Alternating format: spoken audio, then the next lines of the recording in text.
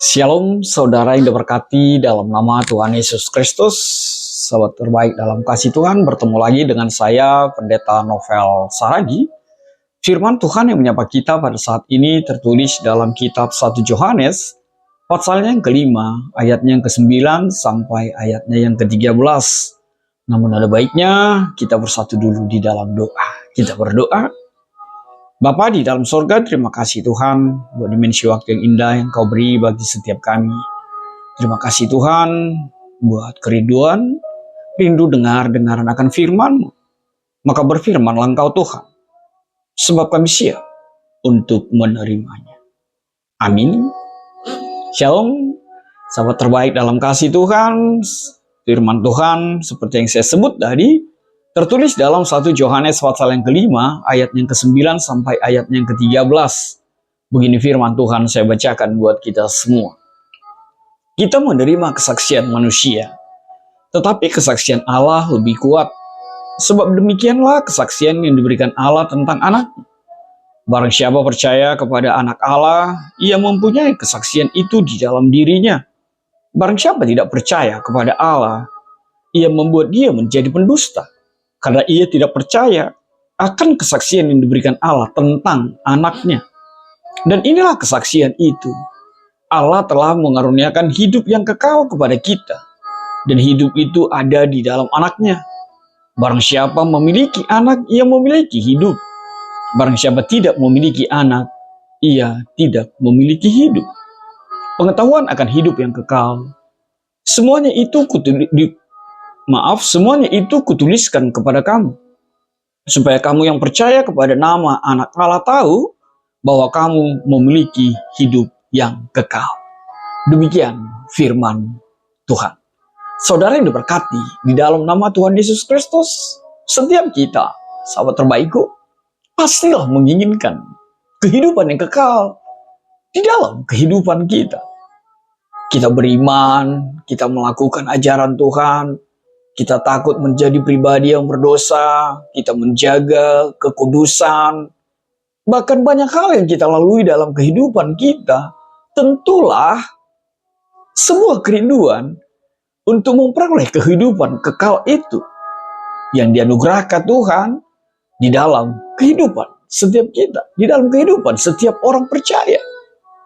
Maka saudaraku, di dalam nama Tuhan Yesus Kristus, sahabat terbaikku, firman Tuhan ini menjejaskan dan menjelaskan begitu luar biasa sekali di manakah kehidupan yang kekal itu. Firman Tuhan mengatakan, kehidupan kekal itu ada di dalam anaknya. Siapa itu? Yesus Kristus, Tuhan kita. Bahkan sampai ayat 12 menegaskan barang siapa memiliki anak, ia memiliki hidup. Barang siapa tidak memiliki anak, ia tidak memiliki hidup. Saudaraku, sahabat terbaik dalam kasih Tuhan, sejatinya inilah yang harus kita imani. Sebab apa? Firman Tuhan mengatakan, Allah sendirilah yang bersaksi tentang hal itu untuk pribadi, untuk Yesus sebagai anak Allah di tengah-tengah kehidupan kita. Dan Yohanes sebagai penulis dari kitab ini mengatakan, kesaksian itu bersumber dari Allah. Dan kesaksian itu melampaui, bahkan lebih dari kesaksian manusia sendiri. Kita tahu, kata saksi, bersaksi, disaksikan, itu bukan sesuatu yang aneh dalam perjalanan kehidupan kita. Tapi Yohanes mau untuk lebih menegaskan kepada setiap kita bahwa kesaksian yang bersumber dari Allah itu adalah sebuah kemutlakan yang tidak bisa diganggu-gugat dan harus menjadi kepercayaan, dipercayai dan diimani setiap pengikut Kristus di dalam kehidupan kita. Saudaraku, sahabat terbaik dalam kasih Tuhan, 1 Yohanes ini ditulis di awal abad pertama Masehi. Kemungkinan di tahun 85 hingga 90 Masehi. Surat ini ditujukan kepada komunitas Kristen yang sedang mengalami tantangan ajaran-ajaran palsu dan pemahaman yang keliru tentang iman Kristen. Bahkan salah satu kontroversi utama yang dibahas dalam surat ini adalah seputar kepercayaan akan Yesus Kristus sebagai anak Allah yang sejati. Itu sebabnya Yohanes perlu menegaskan bahwa kesaksian itu Allah memberikan kehidupan yang kekal melalui anaknya, Yesus Kristus, Tuhan kita. Intinya apa? Orang yang memiliki Yesus akan memiliki hidup yang kekal. Dan orang yang tidak memiliki, mengimani Tuhan Yesus dalam kehidupannya, dipastikan tidak akan memiliki kehidupan yang kekal itu. Maka kita bisa melihat bahwa sejatinya tujuan dari penulisan ini tidak lain adalah untuk memperkuat iman para pembaca ketika itu. Dan memberikan keyakinan bahwa kepercayaan iman mereka kepada Yesus akan memberikan kehidupan yang kekal di tengah-tengah kehidupan setiap orang percaya di muka bumi ini. Saudaraku dalam kasih Tuhan, apa yang mau ditegaskan oleh Yohanes melalui nats ini? Hal yang pertama sekali, kesaksian Allah tentang Yesus Kristus itu. Nats ini menekankan bahwa kesaksian Allah tentang Yesus Kristus adalah sesuatu yang penting dan terpenting di dalam iman kita. Di sini kita ditegaskan otoritas dan keabsahan tentang Yesus Kristus sebagai anak Allah sejatinya. Maka dikatakan percaya, menerima Yesus, akan menerima kekekalan itu. Hal yang kedua yang mau ditegaskan tidak lain adalah iman pribadi. Apa yang mau dimaksud di dalam situasi itu? Meskipun kesaksian manusia bisa memiliki nilai, imanlah yang sejatinya, yang sungguh-sungguh didasarkan kepada kesaksian yang diberikan oleh Allah dan diterima oleh setiap individu yang percaya secara pribadi, lepas pribadi, akan menjadi kuat setiap kita. Yang ketiga, kehidupan abadi itu, kekekalan itu, hanya ada di dalam dan melalui Yesus Kristus. Hal yang keempat, pembeda antara orang percaya dan yang tidak percaya. Di sini jelas dituliskan, yang percaya memiliki hidup kekal, yang tidak percaya tidak akan memperoleh kehidupan kekal itu. Saudaraku dalam kasih Tuhan, tema kita saat ini bicara atau mengatakan, kudus, kuduslah Tuhan. Lalu apa yang bisa kita kaitkan dengan tema kita saat ini? Hal yang pertama adalah tentu saja kesucian atau kekudusan Allah itu. Tema kita kudus, kuduslah Tuhan menegaskan kesucian Allah, kekudusan Allah yang sempurna.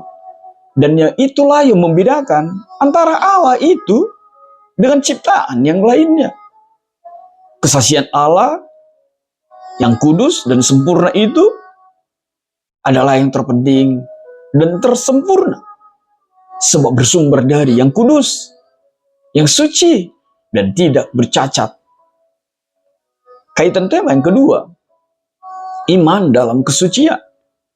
Konsep kekudusan Allah mengundang kita untuk menempatkan iman percaya kita kepadanya dengan penuh kekaguman, penuh kemuliaan kepada Tuhan di tengah-tengah kehidupan kita. Ingatlah ketika kita mengakui kekudusan Allah, kita juga memperkuat keyakinan kita dalam kesaksiannya tentang siapa Yesus Kristus dalam kehidupan orang percaya. Hal yang keempat yang menjadi kaitan tema tidak lain adalah hidup yang kekal itu bersumber dari yang maha kudus, dari yang maha suci. Sebab yang maha kudus itulah yang kekal sejatinya. Sebab yang maha kudus itulah kehidupan kekal itu sejatinya. Itu sebabnya Allah dan kitab suci menegaskan memiliki anaknya Yesus Kristus adalah kekekalan yang sejatinya di dalam kehidupan setiap kita. Maka saudaraku dalam nama Tuhan Yesus Kristus, sahabat terbaik dalam kasih Tuhan, apa yang menjadi refleksi bagi kita melalui nats ini? Hal yang pertama sekali, percayailah kesaksian Allah itu. Sebagai orang percaya kita dipanggil untuk percaya akan kesaksian Allah tentang siapa Yesus Kristus itu. Itu artinya apa? Prioritaskan dan andalkanlah Allah dan firman-Nya di tengah-tengah kehidupan setiap kita. Dan itu akan menjadi segala sesuatu melampaui apapun di dalam hari-hari kehidupan kita. Hal yang kedua, perkuatlah iman pribadimu, perkuatlah iman percayamu, pribadi lepas pribadi. Sebab hanya orang yang memiliki iman yang kuat, yang sejatinya hanya kepada Allah melalui Yesus Kristus, akan menerima kesaksian Allah itu di dalam kehidupannya. Yang ketiga, kudus, kuduslah Tuhan. Itu artinya apa? Memang benar, kita tidak dimungkinkan untuk kudus karena keberdosaan kita. Tapi Allah yang kudus itu akan menguduskan setiap kita. Maka mulailah berjalan dan hidup di dalam kekudusan itu. Hindarilah dosa-dosa itu dan persembahkanlah hidupmu sebagai persembahan yang kudus, yang berkenan bagi Allah dalam kehidupan. Hal yang keempat, menjadi refleksi, jadilah saksi Kristus. Sebab di dalam Kristuslah kekekalan itu. Katakanlah, nyatakanlah, lakonilah bahwa menerima Kristus akan menerima kekekalan itu. Yang terakhir, andalkanlah hidup kekal di dalam Yesus. Orang yang hidup di dalam kehidupan kekal di dalam Tuhan Yesus itu akan juga hidup di dalam sebuah pribadi yang menyenangkan Tuhan di dalam kehidupannya. Sebab hanya orang yang hidup di dalam kekekalan akan mencari yang kekal itu, bukan mencari yang bersifat sementara di dalam kehidupannya.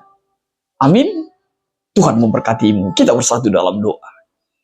Bapa di dalam sorga, terima kasih Tuhan buat kebenaran firman-Mu. Biarlah firman-Mu menjadi kuat setiap kami, menjalani hari hidup kami, dan percaya serta bersaksi bahwa hidup kekal itu hanya ada di dalam satu nama, Yesus Kristus Tuhan kami. Amin.